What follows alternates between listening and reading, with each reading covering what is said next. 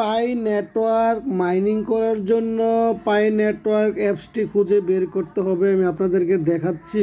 এই যে দেখুন, এখানে দেখতেছেন আপনারা, আপনাদেরকে একটু ভালো করে দেখায়। এই যে পাই নেটওয়ার্ক যে অ্যাপসটা আছে, এই যে পাই লেখা থাকবে, এটাতে ক্লিক করবেন। সো আমি এটাতে ক্লিক করতেছি। ক্লিক করার পরে